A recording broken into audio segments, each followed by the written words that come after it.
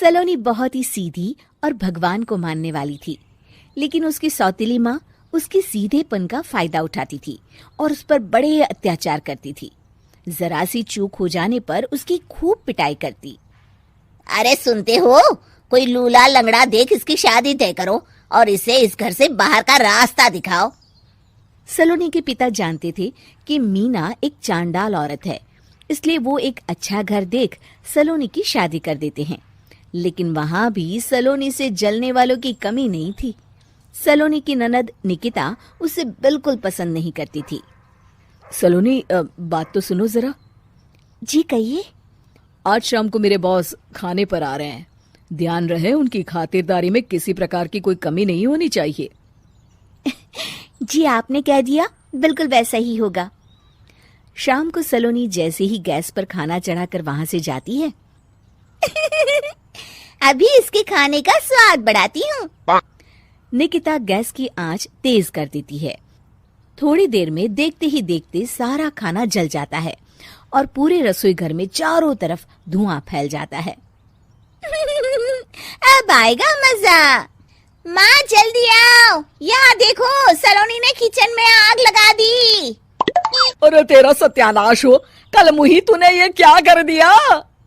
सलोनी की सास उसे बहुत डांट फटकार लगाती है। तभी मोहन अपने बॉस के साथ घर में प्रवेश करता है। अरे भाई मोहन, ये क्या तुम्हारे घर का क्या हाल हो रखा है? लगता है खाना जल गया है। चलो खाने का प्रोग्राम कैंसिल करो, मैं अपने घर जाके खा लूंगा। सर दरअसल सर मुझे माफ कर दीजिए। अरे कोई बात नहीं, घरों में ये छोटी मोटी बातें होती रहती है। मैं समझ सकता हूँ, फिक्र मत करो, मैं नाराज नहीं हूँ और इस बात का तुम्हारे प्रमोशन पर भी कोई असर नहीं पड़ेगा। चले अब चलता हूँ मैं। बॉस के जाते ही मोहन सलोनी पर भड़क उठता है और उसे खूब खरी खोटी सुनाता है। भगवान, मेरी माँ तो कहती थी कि अच्छे लोगों के साथ हमेशा अच्छा होता है, फिर मेरे साथ ही बुरा क्यों होता है?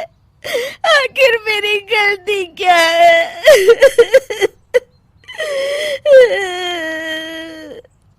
तभी आकाशवाणी होती है। बेटी, अब तुम्हें कोई दुख नहीं दे पाएगा। तुम्हारा बुरा सोचने वाले की मन की सारी बातें तुम पहले ही जान जाओगी। अगले दिन सलोनी निकिता को चाय देने उसके कमरे में जाती है। तब निकिता के मन में कुछ बातें चल रही थी। कल तो मैंने सिर्फ खाना जलाया था, अब तू देखती जा सलोनी, तेरा इस घर में जीना हराम कर दूंगी। अच्छा, तो ये बात है, अब इसे सबक सिखाना ही पड़ेगा। कुछ दिनों के बाद, सलोनी, मेरे कपड़े जल्दी से प्रेस कर दो, ऑफिस के लिए देर हो रही है। सलोनी मोहन के कपड़ों के पास प्रेस गर्म होने के लिए रख देती है और अपने कमरे में चली जाती है। तभी हॉल में निकिता आती है। सलोनी चुपके से उसे देख रही होती है। आज अगर मैंने ये कपड़े जला दिए तब तो पक्का मेरा भाई इस सलोनी की बच्ची को धक्के मार के घर से बाहर निकाल देगा। अरे तू क्या मुझे निकलवाएगी? महादेव है मेरे साथ। ठहर जा निकिता, आज तो तेरी खैर नहीं। सलोनी अपने पति मोहन को बुला लाती है और निकिता की सारी करतूत दिखाने लगती है। निकिता गर्म प्रेस मोहन के कपड़ों पर रखकर अपने कमरे में चली जाती है। मेरी बहन इतनी बड़ी चालबाज निकलेगी, मैंने तो सोचा ही नहीं था। मुझे माफ कर दो सलोनी, मैं तुम्हें गलत समझ रहा था। मोहन निकिता को बुलाकर उसे खूब डांट फटकार लगाता है। उस दिन के बाद से सलोनी की जिंदगी पूरी तरह बदल जाती है। सलोनी हर किसी के मन की बात सुन लेती थी। दूसरी तरफ निकिता का कोई भी दांव सलोनी पर नहीं चलता था और आखिरकार वो भी सलोनी के आगे घुटने टेक देती है।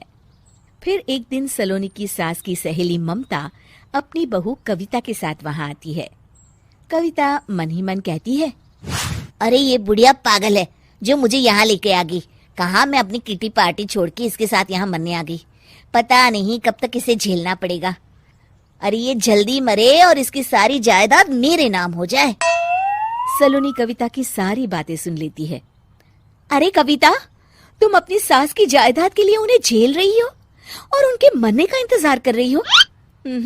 ये तो गलत बात है। सलोनी की बात सुनकर कविता बिना देर किए कहती है, अरे ये तुमने कैसे सुन लिया? ये सारी बातें तो मैं अपने मन से बोल रही थी। तुमने कैसे सुन लिया? बस फिर क्या था। ये सुनते ही कविता के बगल में बैठी उसकी सास उसकी चोटी पकड़ लेती है। क्यों रे कलमुही, तू मेरे बारे में ये सब सोचती है?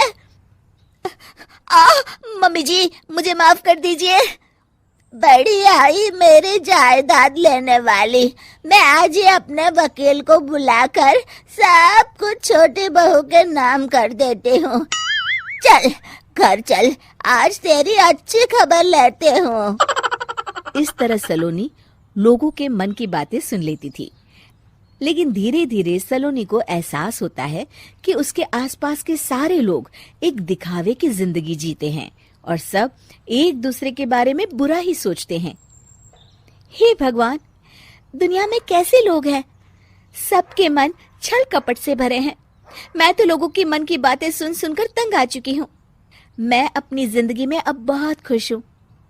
अब आप मुझसे ये शक्ति वापस ले लीजिए भगवान। इस तरह भगवान सलोनी को दी हुई शक्ति वापस ले लेते हैं और सलोनी एक आम जिंदगी जीने लगती है।